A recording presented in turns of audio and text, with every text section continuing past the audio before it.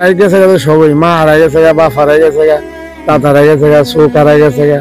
আপনার কি দাঁতগুলো কি একটাও নাই। আসসালামু আলাইকুম প্রিয় দর্শক, কেমন আছেন সবাই? আশা করি সকলে ভালো আছেন। তো আজকে আমাদের এই প্রবাস কথা অনুষ্ঠানে আমাদের সাথে আছে দীর্ঘদিন প্রবাসে থাকা কামাল ভাই। আজকে আমরা তার জীবনের প্রবাসে থাকা প্রত্যেকটা মুহূর্ত, সুখ দুঃখ দুটাই আমরা শুনবো। তো চলুন শুরু করে দিই আজকের অনুষ্ঠান। আমি প্রবাস জীবনে প্রবাসে আছি ভাই, আজকে দীর্ঘ 15 বছর হয়ে গেছে ভাই।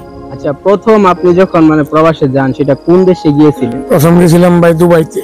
দুবাইতে? ওইখানে গিয়ে কত বছর? ওখানে আছিলাম প্রায় 5.5 বছর ভাই। ওখান থেকে কেন চলে আসছেন? কাজের খুবই সমস্যা ভাই, ওখানে পাকিস্তানি কোম্পানি ভালো না, লেবারের কাজেরও খুবই একটা যাই হোক, পরে কোন রকম আমার চালান পাতি উঠে 5.5 বছরে আমি চলে আসি। সেটা কি আপনি নিজ ইচ্ছাতে আসছিলেন নাকি ওইখান থেকে ধরা খায়? না না, ওইখানে আমি আমার ওই স্বরাষ্ট্র মন্ত্রণালয়ের একটা অর্ডার হয়েছিল বাংলাদেশ থেকে, ওই অর্ডারে আমি ধরা খাইছিলাম। ধরা খায় জেল খেটা 14 দিনের মাথায় 15 দিনের মাথায় আমি বাংলাদেশে চলে আসি। বোম্বের সালমান খান উনি 1000 টিকিট দিছিল আমাদেরকে, ওই টিকিটে আমরা চলে আসি। আচ্ছা, সালমান খান বলতে নায়ক? হ্যাঁ, সালমান খান। বাংলাদেশে আসার পর তারপর আবারও কেন প্রবাস জীবনে? বাংলাদেশে আসার পরে আর মনে করেন যে কোনো রকম আর কোনো কাজ কামে মন বসে না, মনে করলাম যে আবার চলে যাই বিদেশে।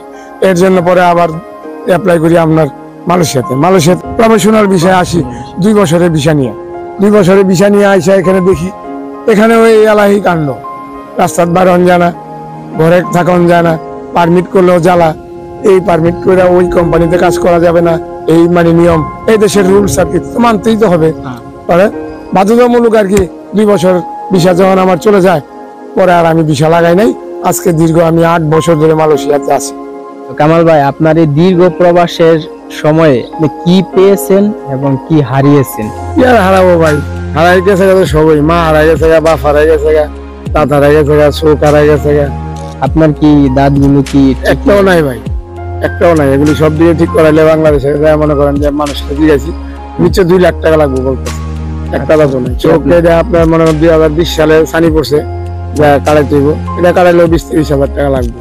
আচ্ছা, তার মানে একটা চোখের সমস্যা আর আপনার দাঁতের সমস্যা। আর আপনার শরীরের কন্ডিশন এখন কেমন? শরীর এখন আর আগের মতো কাজ করতে পারি না ভাই। আচ্ছা, আপনি যে দীর্ঘদিন প্রবাসে ছিলেন, আগে যে ব্যবহারটা বা আগে যে আচরণটা আপনার সাথে করতো আপনার পরিবার বা আপনার আত্মীয়-স্বজন, বন্ধু-বান্ধব সকলে, তো এখন কি আসলে সেই আচরণটা বা সেই ইয়াটা করে?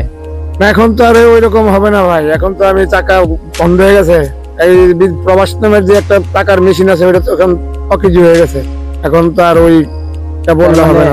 বলতো, কিন্তু আমি বিশ্বাস করি নাই যে আপন মানুষেরা আর নিজের মানুষ, আমার ওয়াইফ, আমার ছেলে মেয়ে, তারা আমার সঙ্গে এই ধরনের আচরণ করবে, আমি বিশ্বাস করি নাই তারা যে এরকম করবে। তাই এখন আমার পরিস্থিতি আমি দেখি, আমি দুনিয়া অন্ধকার, এখন আর আমার কিছুই নাই বলার। আর এই ভিডিওতে যে সকল কথাগুলো তুলে ধরা হয়েছে এগুলো সম্পূর্ণই বাস্তব এবং তার জীবনের সাথে যেগুলো ঘটে গেছে সেগুলো উনি আমাদের সাথে শেয়ার করলেন। আপনারা যারা আমাদের এই অনুষ্ঠানে আপনার জীবনের সুখ দুঃখের গল্প বলতে চান, তারা হোয়াটসঅ্যাপে আমাদের সাথে যোগাযোগ করবেন।